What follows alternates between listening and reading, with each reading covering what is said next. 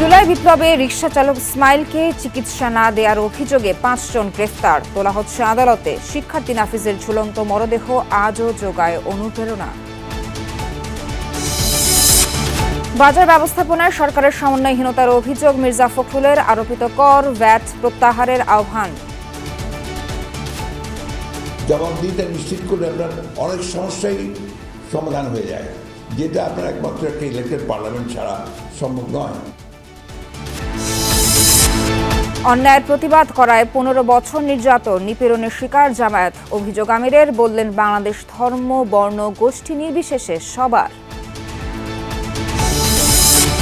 রাজধানীর ৩ কলেজে তাণ্ডবের ক্ষত শুকায়নি এখনো। কতদিনে ফিরবে পুরনো চেহারায় জানে না কর্তৃপক্ষ। অনুতপ্ত শিক্ষার্থীরা। প্রতিষ্ঠানে ঢুকে সেখানে ভাঙচুর করে সেটা সবকিছু নন্ডভন্ড করে দিয়েছে আমরা। এটা তো আমাদের দ্বারা আসলে কাম্য নয়। বাইরের মানুষের কথা আমরা পরে ভাবি, স্টুডেন্টরা কখন এরকম করবে আমাদের মাথায় আসে না। প্রত্যেকটা শিক্ষা প্রতিষ্ঠানে শান্তি বজায় রাখুক, আমরাও অনুতপ্ত আমাদের কাজের জন্য। যুদ্ধবিধ্বস্ত গাজা পুনর্গঠনের দায়িত্ব নিতে প্রস্তুত ফিলিস্তিনি কর্তৃপক্ষ। খাদ্য, বাসস্থান, নিরাপত্তা সহ সব চাহিদা পূরণে উদ্যোগ নেওয়া হবে।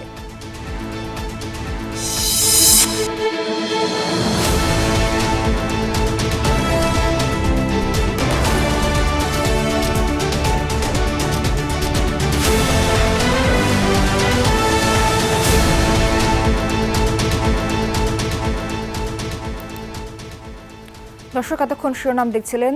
পুরো খবর জানাতে সঙ্গে আছি আমি নামুলা সোহার। দুপুরে বাংলাদেশ দেখছেন। গত ১৯ জুলাই রামপুরায় হাসপাতালের সামনে পুলিশের গুলিতে আহত রিকশা চালক ইসমাইলের 2টি ভিডিও ক্লিপ যমুনা নিউজের হাতে এসেছে। এর আগে সামাজিক মাধ্যমে ভাইরাল হয় একটি ছবি। তাতে দেখা যায় ইসমাইল গুলিবিদ্ধ অবস্থায় পড়ে আছেন হাসপাতালের সিঁড়িতে।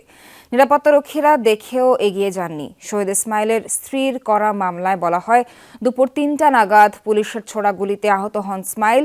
যমুনার হাতে আসা ভিডিও ফুটেজে দেখা যায় রামপুরা ডেল্টা হেলথ কেয়ার হাসপাতালের দরজার সামনেই পড়ে আছে ইসমাইলের দেহ। ১৯ জুলাই আন্দোলন চলাকালে সহায়তার আশায় হাসপাতালে শরণাপন্ন হন রিকশাচালক ইসমাইল। হামাগুড়ি দিয়ে সহযোগিতা চান নিরাপত্তা কর্মীদের কাছে, কিন্তু কেউ দরজা খোলেনি।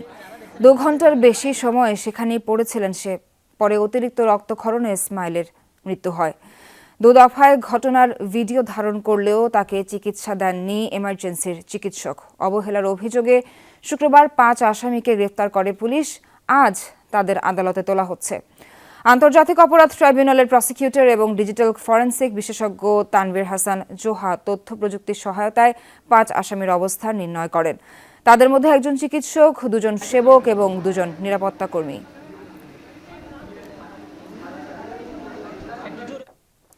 এ বিষয়ে আরও জানাতে নিম্ন আদালত থেকে যোগ দিচ্ছেন সহকর্মী রিয়াজ রায়হান। রিয়াজ, কখন নাগাদ আসামিদের আদালতে তোলা হতে পারে এবং এ বিষয়ে কি কি তথ্য আছে আপনার কাছে?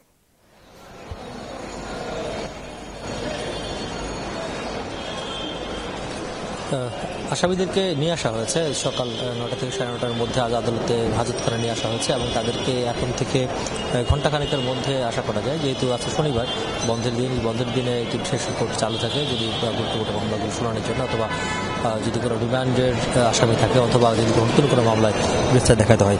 সেক্ষেত্রে যেই কোর্টে আজকে রয়েছে সেটি 3টা নাগাদ বসতে পারে। যদি বসে তখন তাদেরকে আদালতে উপস্থাপন করে রিমান্ড চাওয়া হবে। এখন পর্যন্ত যদিও জিয়ার শাখা আমরা খবর নিয়েছিলাম, কোনো ধরনের ফরওয়ার্ডিং পাঠায়নি পুলিশ। তবে পুলিশের অনানুষ্ঠানিকভাবে পুলিশের কর্মকর্তারা বলছে তাদের বিরুদ্ধে যে অভিযোগটি রয়েছে, যে 5 জনকে গ্রেফতার করা হয়েছে ইসমাইল হোসেন নিহতের ঘটনায়, তাদেরকে আদালতে উপস্থাপন করে রিমান্ড আবেদন করা হবে। আদালতের আদেশ অনুযায়ী পরবর্তী ব্যবস্থা গ্রহণ করা হবে। তবে যা ধারণা করা হচ্ছে 2 ঘণ্টাখানেকের মধ্যে তোলা হবে। আরেকটি বিষয় রয়েছে যে এনবিআর সদস্য, ছাগলকাণ্ডে আলোচিত এনবিআর সদস্য মতিউর রহমান, তাকে আজকে 3 দিনের রিমান্ড শেষেও আদালতে উপস্থাপন করার কথা রয়েছে, যদিও এখন পর্যন্ত আদালতে নিয়ে আসা হয়নি। ধারণা করা হচ্ছে 2 দফার মধ্যে নিয়ে আসা হবে। পাশাপাশি আরেকটি ঘটনা রয়েছে যে বিএফআইইউর যিনি প্রধান রয়েছেন তাকে তাকে এখন নিয়ে আসা হয়েছে। আমরা যদি দেখি যে মাইক্রোবাসে দেখতে পাচ্ছেন, সে মাইক্রোবাসে মাসুদ নামে যিনি রয়েছেন বিএফআইইউর প্রধান, তাকে এখনই আদালতে নিয়ে আসা হয়েছে। কিছুক্ষণের মধ্যে আদালতে উপস্থাপন করা হবে। আর যখন আদালত শুরু হবে তখন আসলে এসবের এই যে 3টি ঘটনা রয়েছে, 3টি ঘটনা আরও বিস্তারিত জানানো যাবে। নাবিলা। রিয়াজ, ধন্যবাদ আপনাকে। রিকশার পাটাতনে ঝুলে আছে মাথায় পতাকা বাঁধা এক তরুণ। অন্যায়ের বিরুদ্ধে প্রতিবাদে বলিষ্ঠ, শাসকের বুলেটে বিধ্বস্ত। কলেজ ছাত্র গোলাম নাফিজের নিথর দেহ নিয়ে হাসপাতাল থেকে হাসপাতালে ছুটে যান এক রিকশা চালক, কিন্তু হায়, বাবা মা এসে পান অচেতন ছেলের দেহ। বৈষম্য বিরোধী ছাত্র আন্দোলনে নিহত হয় একাদশ শ্রেণীর ছাত্র নাফিজ। সোশ্যাল মিডিয়ায় তোলপাড় তোলা সেই ছবিটির সাহসী তরুণের আত্মত্যাগের কথা জানাবেন সহকর্মী ফারহানা নান্সি। একটা ঘর জুড়ে হাহাকার, চারপাশে একরাশ শূন্যতা। টেবিলে পড়ে আছে বইগুলো, অথচ পড়ার মানুষটা নেই। হঠাৎই ছবি হয়ে গেল তরতাজা এই মানুষটা, কিন্তু মায়ের মন বলে ছেলে যেন এখনো জীবন্ত, ঘুরে বেড়াচ্ছে হাসি মাখা মুখটা নিয়ে। পরক্ষণেই আবার জানান দেয় রিকশার পাটাতনে মাথায় লাল সবুজের প্রিয় পতাকা বাঁধা নীললিপ্ত দেহটা। 4 আগস্ট কলেজ ছাত্র গোলাম নাফিজ গিয়েছিল বৈষম্য বিরোধী আন্দোলনে। স্বৈরাচার পতনের কর্মসূচিতে ফার্মগেট এলাকায় আহত হয় পুলিশের গুলিতে। আহত নাফিজকে নিয়ে অসহায়ের মতো হাসপাতালের দ্বারে দ্বারে ছুটে যায় রিকশা চালক নূর মোহাম্মদ, কিন্তু হয়নি শেষ রক্ষা, তার ঠাঁই হয় মর্গে। নাফিজের মতন বাচ্চারা চিরবিদায় নিয়ে চলে গেছে, ওদের মাদের যে কি হাহাকার। প্রিয় নাফিজের অনেক স্মৃতি আজ তাড়িয়ে বেড়ায় মাকে, অথচ ছেলেকে আর কোনোদিনই চোখে দেখা যাবে না, ছুঁয়ে দেখা যাবে না, কোনোদিনই আর চাইবে না পছন্দের বিরিয়ানি বা ফাস্টফুড খেতে। মায়ের মন যে বিশ্বাস করতে চায় না।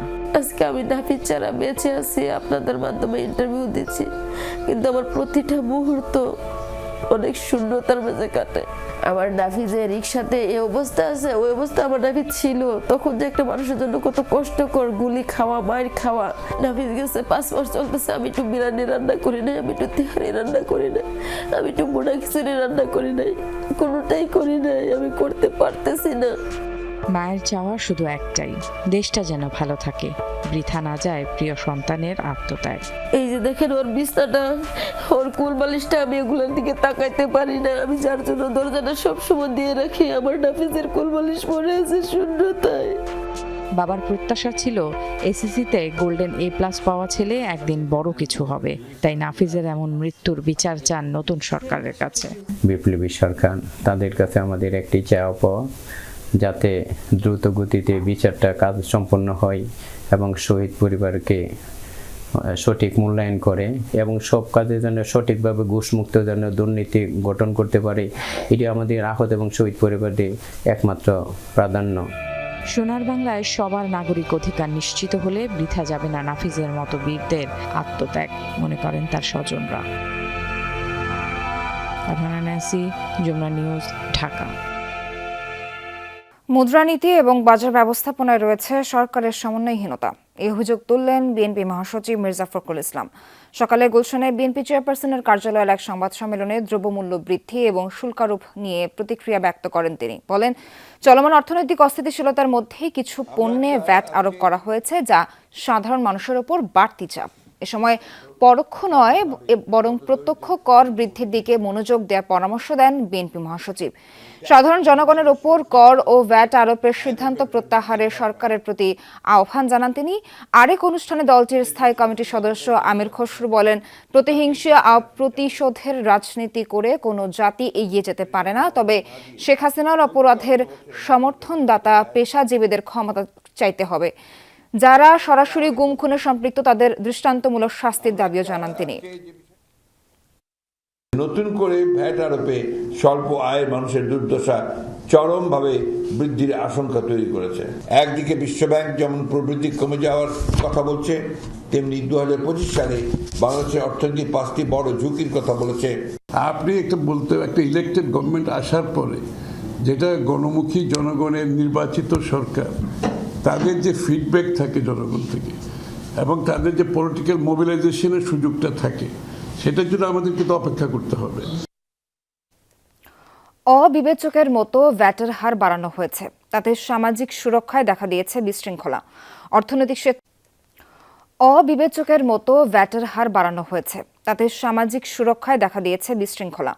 অর্থনৈতিক শ্বেতপত্র সংস্কার ও বাজেট বিষয়ক সংলাপে এই অভিমত তুলে ধরেন শ্বেতপত্র প্রণয়ন কমিটির প্রধান ডক্টর দেবপ্রিয় ভট্টাচার্য। জানান অনেকে শ্বেতপত্রের ভুল ব্যাখ্যা করছেন। সুপারিশ এবং পরবর্তী পদক্ষেপ নিয়ে অনিশ্চিত বক্তব্য দিয়েছেন সরকারের ভেতরের অনেকে। প্রাতিষ্ঠানিক এবং প্রশাসনিক খাতে সরকার মনোযোগ দিলেও অর্থনৈতিক সংস্কারে রয়েছে মনোযোগের অভাব। তিনি জানান, প্রবৃদ্ধির হার কমছে, এটা যে বাড়বে তারও কোনো সম্ভাবনা নেই। এর মাঝেই মধ্যমেয়াদী ফাঁদে আটকা পড়েছে দেশ। জ্বালানি নিয়েও তৈরি হয়েছে শঙ্কা। অনুষ্ঠানে জানানো হয়, আমন চাল সংগ্রহ অভিযানে চলছে দুর্নীতি। এর ফলে খাদ্য নিরাপত্তা হুমকিতে পড়তে পারে। অর্থনৈতিক মন্দার মধ্যেও ব্যাংকের অতিরিক্ত মুনাফার সমালোচনা করেন বাণিজ্য উপদেষ্টা। তিনি সমাজ থেকে বৈষম্য দূর করতে সমন্বিত উদ্যোগ গ্রহণের তাগিদ দেন।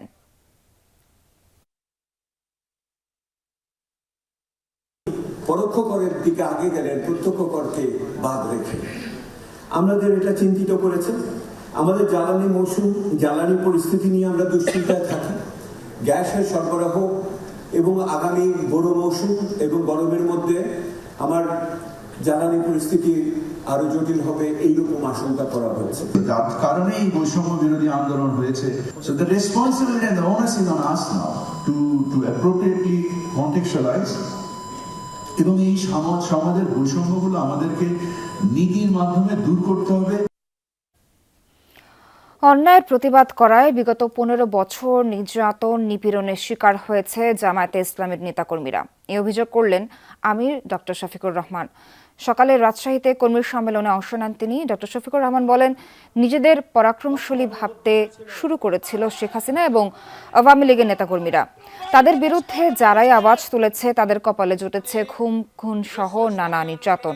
ছাত্র জনতার আন্দোলনের শেষের দিকে ইন্টারনেট বন্ধ রেখে লাশ গুম করা হয়েছে, পুড়িয়েও ফেলা হয়েছে। বাংলাদেশ ধর্ম, বর্ণ, গোষ্ঠী নির্বিশেষে সবার জন্য বলেও মন্তব্য করেন জামায়াতের আমির।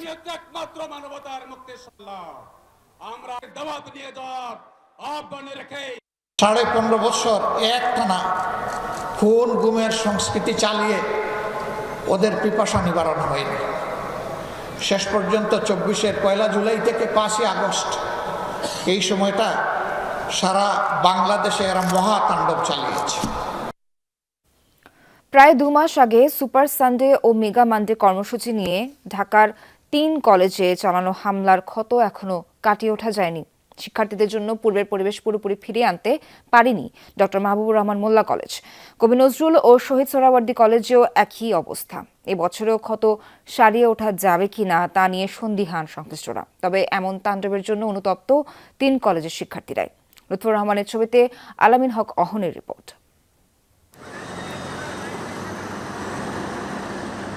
প্রিয় প্রতিষ্ঠান এ তাণ্ডবের ক্ষত বয়ে বেড়াবে দীর্ঘদিন। ক্ষণিক সময়ে দেয়ালে সেই ক্ষতের মাঝেই নতুন আগামীর প্রতিশ্রুতি। অবশ্য সবুজে ঢাকা পড়েনি আঘাতের চিহ্ন। ধ্বংসস্তূপ সরিয়ে গৌরবময় সময়ে ফেরার অপেক্ষা এই কলেজের। পাঠাগারে ঢোকার এই নিষেধাজ্ঞা সরবে কবে? কবে খুলবে দরজা গবেষণাগারের? এই উচ্ছল শিক্ষার্থীদের কাছে সেই উত্তর নেই, কারণ দায়িত্ব তাদেরও আছে। ভবনটি আপাতত এখন ওরা মোটামুটি ক্লাসের উপযোগ হয়েছে, কিন্তু প্রথম ভবনটিতে আরেকটু কার্যক্রম বাকি রয়েছে। আমাদের যেই ক্লাসরুমগুলো আছে এগুলো প্রায় অনেক নষ্ট হয়ে গেছিল, ওইগুলো ঠিক হয় না এখন পর্যন্ত। কবে ঠিক হবে বা কয় মাস পরে আবার একদম আগের মতো স্বাভাবিক হবে এখনো বলা যাচ্ছে না। 3 শিক্ষা প্রতিষ্ঠানেই ভাঙচুরের পর থেকে কাজ চলছে। শিক্ষকদের বসার কক্ষ এখনো ঠিক হয়নি। ভাঙ্গা কেবিনেট ঠিকঠাক করার বন্দোবস্ত চলছে 2 মাস পরেও। আঘাতে চুরমার কাচের টুকরো সরেনি অনেক জায়গা থেকে। আমরা 20% করতে পারছি, আর 80% এখনো বাকি আছে। অর্থেরও ব্যাপার থাকে, হুট করলে তো টাকা পাওয়া যায় না। টাকা আসবে, তারপর ওটা আবার করে, আর যেগুলো জরুরি এগুলা মানে সিরিয়ালে আমরা জরুরিগুলোকে আগে ধরেছি। আস্তে আস্তে আস্তে আস্তে লাগুক, 1 বছর লাগতে পারে, 1-1.5 বছর লাগতে পারে। কবি নজরুল কলেজে অপেক্ষাকৃত কম ক্ষয়ক্ষতি হয়েছে, তবে পাশেই সরকারি শহীদ সোহরাওয়ার্দীতে ক্ষত এখন বেশ দগদগে। ছোট্ট ক্যাম্পাসকে আগের অবস্থায় ফিরিয়ে আনতে শিক্ষা মন্ত্রণালয়ের কাছে অর্থ বরাদ্দ চাইলেও এখনো সাড়া মেলেনি। আমাদের জানালাগুলি ছাত্ররা বসলে বাইরের থেকে বাতাস আসে, যে সমস্ত ক্ষুদ্র ফান্ড যেটা আছে এটা দিয়ে আমরা চেষ্টা করছি। এতদিন যাবৎ মোটামুটি এমন একটা পরিবেশ হয়েছে যে ক্লাস নেওয়ার মতো, পরীক্ষা নেওয়ার মতো। শিক্ষার যে সুষ্ঠু পরিবেশ যেটা সুন্দরভাবে যেটা নেওয়ার জন্য, সেই পরিবেশ এখন আমরা করতে পারিনি। শিক্ষার্থীরা বলছেন এমন ঘটনা আর ঘটবে না।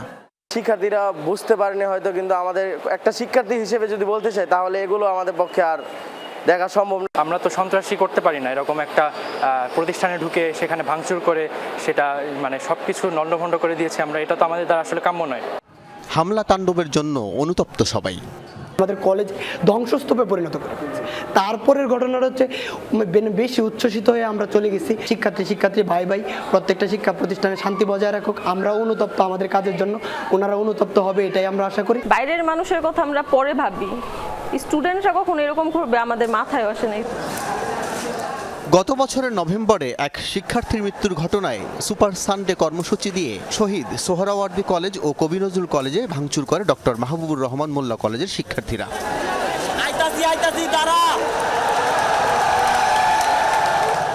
পরের দিন প্রতিশোধ নিতে মেগামান্ডে কর্মসূচিতে ডক্টর মাহবুবুর রহমান মোল্লা কলেজে তাণ্ডব চালিয়ে করা হয় লুটপাট। আল আমিন হক অহন, যমুনা নিউজ, ঢাকা। জুলাই ঘোষণাপত্র নিয়ে জনগণের অভিমত জানতে চায় অন্তর্বর্তী সরকার। চিঠির মাধ্যমে জানানো যাবে মতামত। প্রধান উপদেষ্টার প্রেস উইং থেকে এই তথ্য জানানো হয়। চিঠি মারফত সুচিন্তিত মতামত পাঠাতে হবে মাহফুজ আলম উপদেষ্টা, প্রধান উপদেষ্টার কার্যালয় এই ঠিকানায়। 23 জানুয়ারি পর্যন্ত অভিমত জানানো যাবে। প্রধান উপদেষ্টার প্রেস উইং জানায়, জুলাই ঘোষণাপত্র নিয়ে বৃহস্পতিবার সর্বদলীয় সংলাপের পরবর্তী কর্মপন্থা হিসেবে গণঅভ্যুত্থানে অংশ নেওয়া রাজনৈতিক দলসহ সব অংশীজন থেকে মতামত নেওয়া হচ্ছে। 23 জানুয়ারি পর্যন্ত পাওয়া অভিমতগুলো পর্যালোচনা করে একটি সংশোধিত এবং সর্বজন গ্রাহ্য ঘোষণাপত্র প্রস্তুত করা হবে। জনগণের উপস্থিতিতে তা অনতিবিলম্বে ঘোষণা করা হবে। প্রধান উপদেষ্টার নির্দেশনা অনুযায়ী জাতীয় নির্বাচনের প্রস্তুতি চলছে। জনগণ আরও সংস্কার চাইলে ভোট বিলম্বিত হতে পারে, একথা জানিয়েছেন স্বাস্থ্য উপদেষ্টা নূরজাহান বেগম। সকালে সিলেটের কোম্পানিগঞ্জ উপজেলা স্বাস্থ্য কমপ্লেক্স পরিদর্শন করেন তিনি। ঘুরে দেখেন চিকিৎসার সার্বিক ব্যবস্থা, কথা বলেন রোগী ও স্বজনদের সাথে। পরে তিনি চিকিৎসা ব্যবস্থাকে ভঙ্গুর উল্লেখ করে বিগত সময়ে নিয়ে নানা প্রকল্পের সমালোচনা করেন। বলেন, সংস্কার কমিশনের রিপোর্ট হাতে পেলে সংস্কারের উদ্যোগ নেওয়া হবে। এছাড়া জনগণ যদি মনে করেন সংস্কারের প্রয়োজন নেই, তাহলে যে কোনো সময় অন্তর্বর্তী সরকার চলে যাবে।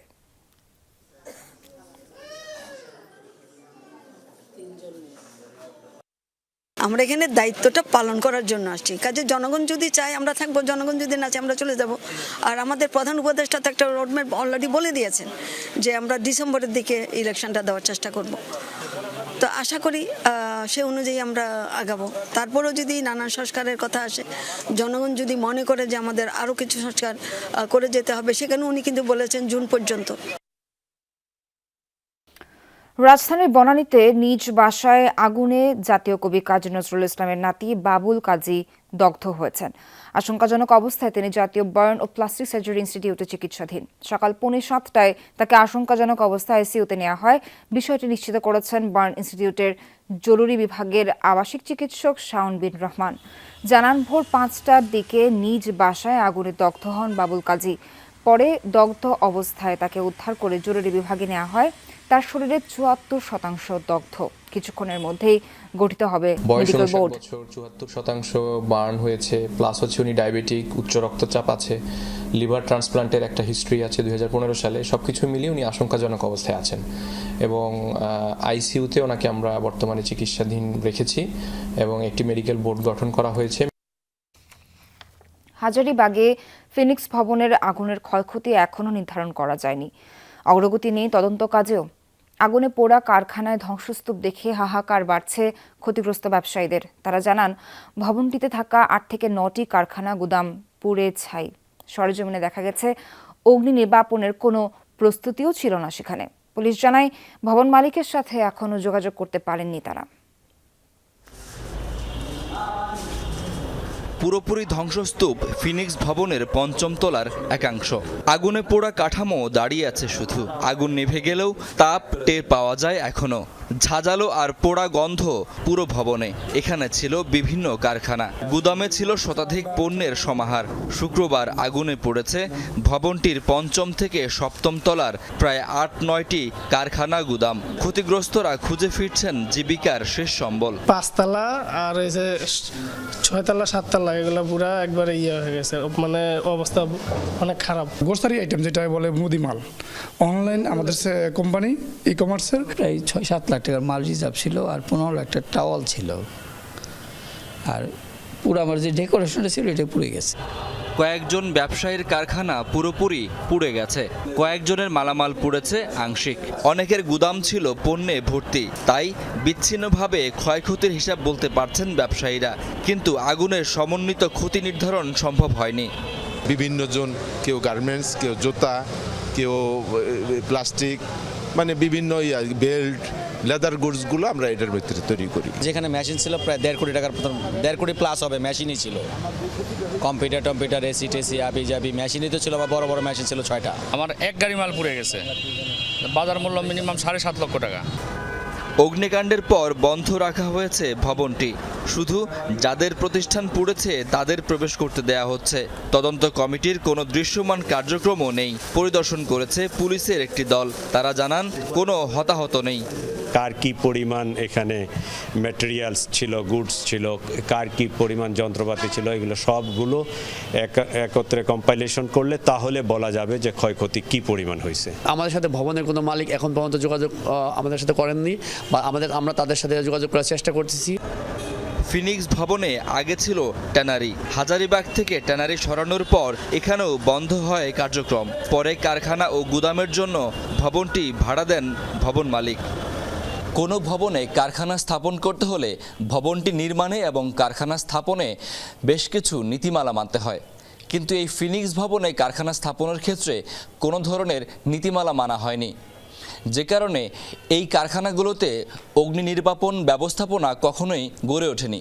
তাই আগুন লাগার পর তাৎক্ষণিক কোনো প্রতিরোধ গড়তে পারেনি কারখানাগুলোর শ্রমিকরা। শাকিল হাসান, যমুনা নিউজ, ঢাকা।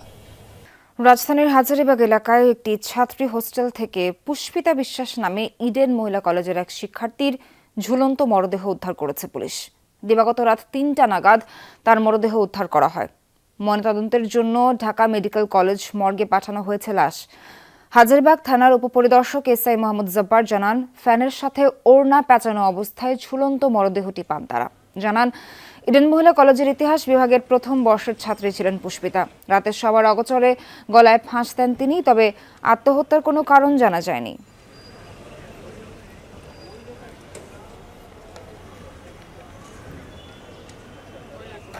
রাজধানীর সোহরাওয়ার্দী উদ্যানে ছাত্রলীগের বিচারের দাবিতে ছাত্রদলের মার্চ ফর জাস্টিস কর্মসূচি চলছে। সেখানে আছেন সহকর্মী আরিফিন শাকিল, যাচ্ছি তার কাছে। আরিফিন, ছাত্রদলের কর্মসূচি তো শুরু হয়েছে, নেতাকর্মীরা কি বলছেন কর্মসূচি নিয়ে বিস্তারিত জানাবেন। নাবিলা, ধন্যবাদ। মূলত কর্মসূচি এখনো শুরু হয়নি। কর্মসূচির যে প্রস্তুতি, সেই প্রস্তুতি এরই মধ্যে সমাপ্ত হয়েছে। আশপাশে যে কয়েকটি গলি রয়েছে, সব গলিতে ঢাকা মহানগরীর বিভিন্ন ওয়ার্ড থেকে, বিভিন্ন ইউনিট থেকে নেতাকর্মীরা কিন্তু জড়ো হচ্ছেন এবং তারা আর 3টা নাগাদ মূলত এই র্যালির আনুষ্ঠানিকতা শুরু হবে। এর আগে ছাত্রদলের যারা সভাপতি এবং সাধারণ সম্পাদক রয়েছেন, তারা ইঞ্জিনিয়ার্স ইনস্টিটিউশনে তারা কথা বলবেন এবং গত 15 বছরে বিশেষ করে ছাত্রদলের যে নেতাকর্মীরা গুম খুনের শিকার হয়েছেন, সেই গুম খুনের বিচারের দাবিতেই মূলত আজকের এই কর্মসূচি। এবং এই কর্মসূচি থেকে তারা পরবর্তী কর্মসূচি ঘোষণা করার কথা রয়েছে, কারণ তারা চান ধারাবাহিকভাবে আন্দোলন অব্যাহত রাখার জন্য। কারণ গত 15 বছরেই আপনি জানেন, বিভিন্ন ক্যাম্পাসে এবং বিভিন্ন জায়গায় ছাত্রদলের নেতাকর্মীরা যখনই হরতাল অবরোধের সময় কর্মসূচি পালন করতে গিয়েছে কিংবা বিভিন্ন কর্মশিক্ষা প্রতিষ্ঠানে গিয়েছিল, তখনই কিন্তু তারা হামলার শিকার হয়েছে, নিপীড়নের শিকার হয়েছে। সেই ঘটনাই বারবার তারা তুলে ধরছেন এবং সেসব ঘটনার যেন সুষ্ঠু বিচার হয় এবং ক্যাম্পাসগুলোতে তখন তারা যে গণতান্ত্রিক বা সহ অবস্থানে যে আন্দোলন করেছিলেন, সেই আন্দোলনে তারা যে নিপীড়নের শিকার হয়েছিলেন, সেই বিষয়গুলো বারবার তুলে ধরছেন। এবং ছাত্রদলের নেতাকর্মীরা বলার চেষ্টা করছেন, গত 15 বছরে তারা নিজের নামে, নিজেদের পরিচয় বিভিন্ন জায়গায় তারা রাজনীতি করেছে, একেবারেই গোপনে থেকে কিংবা অন্য দলে অনুপ্রবেশ করে তাদের সাংগঠনিক কার্যক্রম তারা অব্যাহত রাখেননি। তারা নিজেদের জন্য, নিজেদের দলের স্বার্থে, নিজেদের পরিচয় জানিয়ে তারা মূলত গত 15 বছরে আন্দোলন সংগ্রাম করেছেন। এবং সেই আন্দোলন সংগ্রামের এখন পর্যন্ত যেসব ঘটনার সঙ্গে যারা জড়িত ছিলেন, তাদের দৃশ্যমান কোনো বিচার হয়নি এবং সেই বিচারের দাবিতেই মূলত আজকের এই কর্মসূচি। এবং তারা বলছেন এই কর্মসূচি তারা অব্যাহত রাখতে চান, কারণ এই ক্যাম্পাস ভিত্তিক যে কর্মসূচি, সেই কর্মসূচি যদি তারা অব্যাহত না রাখেন, সেই ঘটনা যদি বিচার না হয়, সেক্ষেত্রে আগামী দিনও ক্যাম্পাসগুলোতে সন্ত্রাসের অভয়ারণ্য পরিণত হবে। সেই সঙ্গে সাধারণ শিক্ষার্থীদের অধিকার আদায়ের যে আন্দোলন, সেই আন্দোলন বাধাগ্রস্ত হবে। নাবিলা। আরিফিন, ধন্যবাদ আপনাকে। র‍্যাব পরিচয়ে তুলে নেওয়ার প্রায় 16 মাস পর পরিবারের কাছে ফিরেও ভালো নেই ঢাকার ধামরাইয়ের রহমতুল্লাহ। এখনো স্বাভাবিক হয়নি শারীরিক ও মানসিক অবস্থা। নিরাপত্তার শঙ্কায় পরিবারটি। নিখোঁজ থাকার 16 মাস পর ফিরেছেন বাড়ি। এরপর পেরিয়েছে প্রায় 1 মাস। ধীরে ধীরে স্বাভাবিক জীবনে ফেরার চেষ্টা করছেন রহমতুল্লাহ, তবে ভয় আতঙ্ক কাটেনি পুরোপুরি। আমি নাকি জঙ্গি, এর জন্য আমাকে ধরে নিয়ে গেছে, কিন্তু আমি তো জঙ্গি না, আমি ইসলামিক পোস্ট করতাম, এমনকি ইন্ডিয়া বিরোধী পোস্টগুলো করতাম, এর জন্য আমাকে ধরছিল।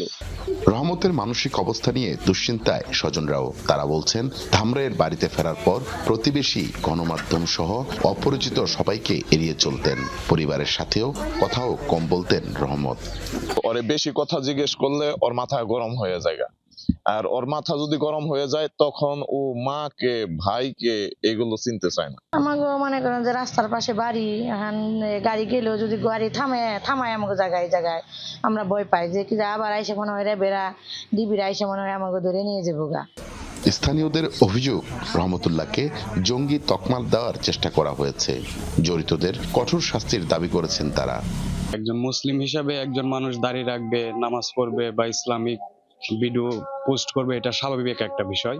তো এগুলো করাতে যদি কিনা সরকারে এরকম ভাবে একজনকে উঠায় নিয়ে জঙ্গি অপবাদ দেয়, এটা তো আসলে মাইনে নেওয়া যায় না। না, রহমতুল্লাহ তো ওইরকম কোনো কথাই না, ওইটা কোনো কথা হইলো? আমাদের এলাকায় ও ছোট থেকে বড় হয়েছে, আমরা ছোট থেকে দেখতেছি, ওইরকম ধরনের কোনো আভাস ওর কাছ থেকে আমরা কখনোই পাই না। পুলিশ বলছে নিরাপত্তা নিয়ে শঙ্কার কোনো কারণ নেই, ঘটনার তদন্ত চলছে। আমি নিজেও সেখানে গিয়েছি, তাদের ফ্যামিলির সাথে কথা বলেছি এবং তাদেরকে আমি আমার স্বার্থ অনুযায়ী তাকে সম্পূর্ণ আশ্বস্ত করেছি যে কোনো সমস্যা হবে না। তারা যদি কোনো কিছু ফিল করে আমাকে জানাবে, আমি সেইভাবে ঊর্ধ্বতন কর্তৃপক্ষের সাথে আলোচনা করে ব্যবস্থা নেব। 2023 সালের 29 আগস্ট রাতে বড়নালাই গ্রামের নিজ বাড়ি থেকে র‍্যাব পরিচয়ে রহমতুল্লাহকে তুলে নিয়ে যাওয়া হয়। এরপর গেল বছরের 22 ডিসেম্বর বাড়ি ফেরেন তিনি। মাহফুজুর রহমান নিপু, যমুনা নিউজ, ধামরাই। আকাশে বিমান বা পাখি উঠতে দেখে নিজেরও ডানা মেলে উঠতে ইচ্ছে করে না এমন শিশু খুঁজে পাওয়া কঠিন। প্রতি বছরের মতো এবারও সুবিধাবঞ্চিত এক ঝাঁক শিশুর সেই স্বপ্ন পূরণ করেছে বেসরকারি উড়োজাহাজ সংস্থা নভো এর। রুবেল হোসেনের তোলা ছবিতে আরও জানাচ্ছেন আব্দুল্লাহ তুহিন।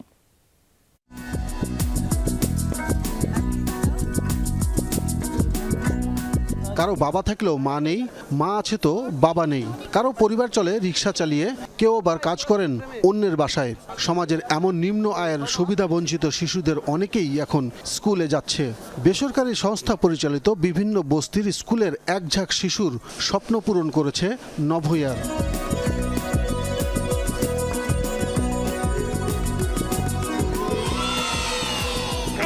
আমি কল্পনা করতে পারিনি যে আমি প্লেনে উঠবো। আমি প্রথমবারই উঠেছি এবং যখন প্লেন থেকে নেমেছি, উপর থেকে নিচের যে দৃশ্যটা, ওইটা আমার কাছে সব থেকে বেশি ভালো লেগেছে।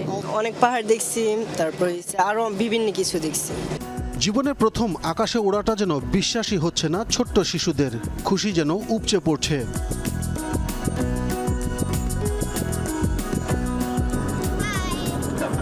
সমুদ্রের পাড়ে এসে নিজেকে হারিয়ে ফেলল শিশুরা। লোনা পানিতে পা ভিজিয়ে বিশ্বাসই করতে পারছে না গল্পে শোনা স্বপ্নের সেই কক্সবাজারে তারা। কেউ ব্যস্ত পানিতে, কেউ ছবি তোলাতে। আমরা প্লেনে উঠেছি, তারপর অনেক খাওয়া দাওয়া করেছি, অনেক মজা করেছি। ছোটবেলায় আকাশে প্লেন উঠতো আর আমার ইচ্ছে করতো যে আমিও একদিন বড় হয়ে উঠবো, আর আজকে আমি প্লেনে উঠতে পেরেছি, তাই জন্য আমার আজকে অনেক ভালো লাগছে। ছোটবেলায় চিন্তা করতাম যে কবে এই প্লেনটাই উঠবো, আকাশে উড়ে কেমন দেখতে, ভিতরে কেমন লাগে, ওটা ভাবতাম সবসময়। এখন দেখি নিজে উঠে যে কি একটা ফিলিংস আসে এবং সমুদ্রের পাশে যে কি যে লাগলো আমার মনে, এটা আমি নিজে বলে বোঝাতে পারছি না। বড় হয়ে ডাক্তার হতে চাই, কিন্তু আমার প্লেনে ওঠার শখ ছিল, সেটা পূরণ হলো আজকে। অনেক বাড়ি দেখলাম, পুরো শহর, আর অনেক বাড়ি, আর অনেক নদী, আর অনেক বালি। আমি অফিসার। আমি দেশের সেবা করতে চাই। আকাশপথে একযুগ পূর্তির দিনটি স্মরণীয় করতেই শিশুদের স্বপ্নকে আরও বড় করার উদ্যোগ নেয় নভো এয়ার। ওরা জানতেও পারে না যে কি ধরনের স্বপ্ন দেখতে হবে। ওরা আরো বড় স্বপ্ন দেখুক। ওরাও যে দেশের একজন সচ্ছল মানে স্বাবলম্বী এবং ভালো নাগরিক হিসেবে গড়ে উঠতে পারবে, সেই স্বপ্নটা আমার ওদের দেখানো হচ্ছে। স্কুলের সহযোগিতা এবং এদের মধ্যে ওদের যে কার্যক্রমের ভিডিওগুলো স্কুলে ওরা দেখবে, অন্য বাচ্চারাও সেটা দিয়ে অনুপ্রাণিত হবে। এর আগে বিমানবন্দরের সাথেও পরিচয় করিয়ে দেওয়া হয় স্কুল পড়ুয়া ছোট্ট এই শিশুদের। বেসরকারি নভোএয়ারের মতো অন্যান্য বেসরকারি এবং সরকারি এয়ারলাইন্সগুলো যদি সুবিধাবঞ্চিত শিশুদের বছরে অন্তত 2-1 বার এই ধরনের সুযোগ দেয়, অর্থাৎ আকাশ ভ্রমণের সুযোগ দেয়, তাহলে অন্যান্য সুবিধাবঞ্চিত শিশুরাও তাদের মন বড় হবে এবং তারা এই নতুন এক আকাশপথের সাথেও পরিচিত হওয়ার সুযোগ পাবে। Abdullah Tuhin, Jamuna news, Cox's Bazar airport, Cox's Bazar. যুদ্ধবিধ্বস্ত গাজার পূর্ণ দায়িত্ব নিতে প্রস্তুত আছে ফিলিস্তিন কর্তৃপক্ষ। উপত্যকার পুনর্গঠন এবং বাসিন্দাদের খাদ্য, বাসস্থান, নিরাপত্তা সহ বিভিন্ন চাহিদা পূরণে কাজ করতে আগ্রহী আন্তর্জাতিকভাবে স্বীকৃত এই জোট সরকার, এমনটি জানিয়েছেন ফিলিস্তিনি প্রেসিডেন্ট মাহমুদ আব্বাস। যুদ্ধবিধ্বস্ত গাজায় খাবার বলতে এই স্যুপ, তাও মিলছে দীর্ঘ অপেক্ষার পর। ঘন্টার পর ঘন্টা অপেক্ষার পর এই স্যুপ মিলেছে, আর সবার মতো আমাদেরও খাবার নেই, পানি নেই। 15 মাসের ইসরায়েলি তাণ্ডবে গাজা কার্যত পরিণত হয়েছে ধ্বংসস্তূপে। ক্ষতিগ্রস্ত হয়েছে 4,36,000 ঘরবাড়ি, রক্ষা পায়নি শিক্ষা প্রতিষ্ঠান, হাসপাতাল, মসজিদ, কবরস্থান, কিছুই। উপত্যকা জুড়ে জমা হয়েছে 4 কোটি টন ধ্বংসস্তূপের, যা পুরোপুরি অপসারণে লেগে যাবে 1 দশকেরও বেশি সময়। উপত্যকায় নেই খাবার, পানি কিংবা ওষুধের ব্যবস্থা, বিলীন হয়ে গেছে ড্রেনেজ সিস্টেম। বেঁচে থাকার জন্য গাজায় আর কোনো নাগরিক সুবিধাই অবশিষ্ট নেই। এ অবস্থায় নতুন ঘোষণা এলো ফিলিস্তিনি কর্তৃপক্ষের তরফ থেকে। প্রেসিডেন্ট মাহমুদ আব্বাসের কার্যালয় থেকে বিবৃতিতে বলা হয়, গাজার দায়িত্ব নিতে প্রস্তুত আছে ফিলিস্তিন কর্তৃপক্ষ। গাজা উপত্যকার পূর্ণ দায়িত্ব নিতে প্রস্তুত আছে ফিলিস্তিন কর্তৃপক্ষ। বাস্তুচ্যুতদের ফিরিয়ে আনা, পানি ও বিদ্যুতের মতো পরিষেবা চালুসহ বাসস্থান নির্মাণের মতো কাজে নেতৃত্ব দেবে পিএ। দীর্ঘদিন ধরে গাজার প্রশাসন নিয়ন্ত্রণ করছে হামাস। ফিলিস্তিনি কর্তৃপক্ষের এমন প্রস্তাবে এখনো কোনো প্রতিক্রিয়া আসেনি স্বাধীনতাকামী সংগঠনটির তরফ থেকে। এদিকে দীর্ঘ বিবাদের পর অবশেষে নিজেদের মধ্যে সংঘাত বন্ধে সম্মত হয়েছে পিএ এবং জেনিন ব্রিগেড। এই ইস্যুতে সমঝোতা চুক্তি করেছে দুপক্ষই। মীর মুশফিকা হাসান, যমুনা নিউজ। ইসরায়েলের হয়ে সাফাই গাইতে গিয়ে বিদায় বেলায় বারবারই বিব্রতকর পরিস্থিতিতে পড়তে হচ্ছে মার্কিন পররাষ্ট্রমন্ত্রী অ্যান্টনি ব্লিংকেনকে। এবার সাংবাদিকদের আক্রমণাত্মক প্রশ্নে আরেক দফা নাস্তানাবুদ হয়েছেন তিনি। সংবাদ সম্মেলনে ইসরায়েলের দালাল আখ্যা দেয়া হয় তার পরিবারের সদস্যদেরও। আগামী সোমবার দায়িত্ব ছাড়তে হবে অ্যান্টনি ব্লিনকেনকে। এর ঠিক 4 দিন আগে মার্কিন পররাষ্ট্রমন্ত্রী হিসেবে শেষ সংবাদ সম্মেলনে অংশ নেন তিনি। তবে সেই অভিজ্ঞতাটা মোটেও সুখকর হয়নি ব্লিনকেনের জন্য। গাজা যুদ্ধ ঘিরে যুক্তরাষ্ট্রের কূটনৈতিক প্রচেষ্টার পক্ষে সাফাই গাইতে গিয়ে একের পর এক সাংবাদিকের তোপের মুখে পড়েছেন তিনি। অবশ্য প্রশ্ন করা সাংবাদিকদের জোর করে বের করে দেওয়ার ঘটনায় সমালোচনার মুখে পড়েছেন মার্কিন পররাষ্ট্রমন্ত্রী। গাজায় নির্মম আগ্রাসনের পর ইসরায়েলকে অন্ধ সমর্থন দেয়ায় ব্লিনকেনকেও অপরাধী আখ্যা দেন সাংবাদিক স্যাম হুসেইন। প্রশ্ন ছোড়েন কেন তিনি হেগের আন্তর্জাতিক বিচার আদালতের মুখোমুখি হচ্ছেন না। সে সময় তাকে জোর করে বের করে দেওয়ার চেষ্টা করে নিরাপত্তা কর্মীরা। এতে আরও ক্ষেপে যান সাংবাদিক স্যাম। একের পর এক প্রশ্ন ছুটতে থাকলে রীতিমতো তাকে পাজাকোলা করে তুলে বাইরে নিয়ে যাওয়া হয়।